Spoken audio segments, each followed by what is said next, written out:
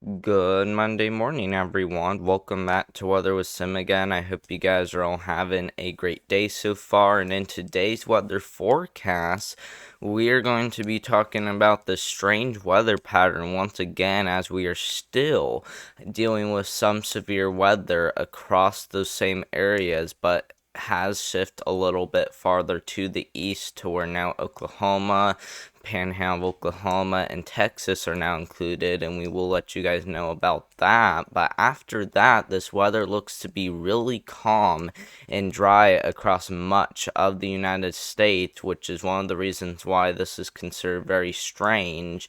And we aren't usually that dry this time of year. We would usually kind of be in some active patterns at times throughout October, as this is second severe weather season. So, definitely pretty unusual as well. So, we'll definitely be going over all that stuff. But if you are new here to the YouTube channel, or if you haven't subscribed already, make sure to go down below and click that subscribe button. You guys are, continuing to get me closer to 600 subscribers. So if you guys could please, get me up there to 600 subscribers before the end of this week, that would be great. And especially if you want me to do more upgrades, and as well as continue to keep you guys updated on this channel.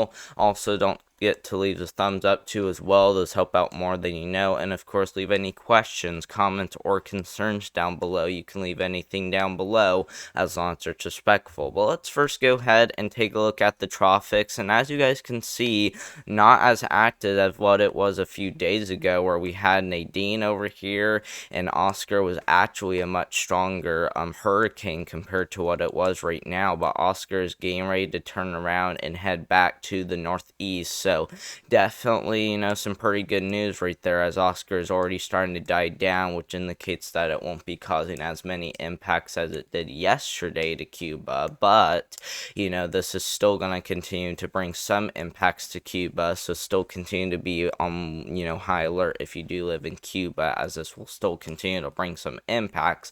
But like I said, not as bad as what it was, the last few days. So I'm pretty sure you guys in Cuba will be fine. Let's now go ahead and look at the severe storm outlook for today. And as you guys can see, like I said, almost across the same areas, but did shift a little bit farther to the east. And we do have a marginal risk for severe weather across this area right here, embedded in that general thunderstorm ritz. And the main concern for today, for my opinion, looks to be that tornado threat across southern Kansas, and as well as northern, or not southern Kansas, but northern Kansas, and as well as southern Nebraska.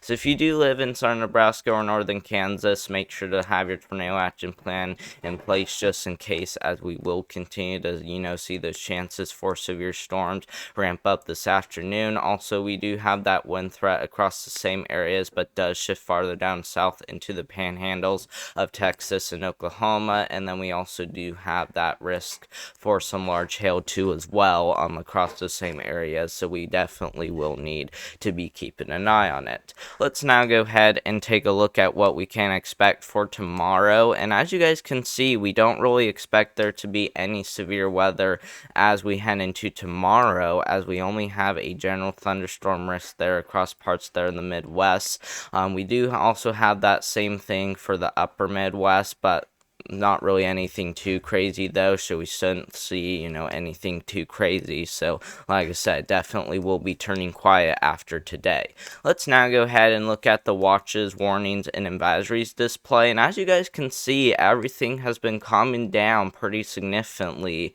over, the past few hours, as we don't have any warnings currently in effect for much of the United States. The only warnings we have in effect are some isolated high wind warnings across there of Wyoming. We also do have some, freeze warnings in effect there for Colorado, and even some isolated other alerts of a severe thunderstorm warning down there in Texas, and even a special weather statement up there towards Massachusetts. So, thankfully very quiet across the United States. We have not seen it like this for quite some time. So thankfully we won't have to worry about anything crazy after today, because the only thing that we really do expect is, maybe some severe weather across this area for today. But other than that, it will start turning quiet, especially after today.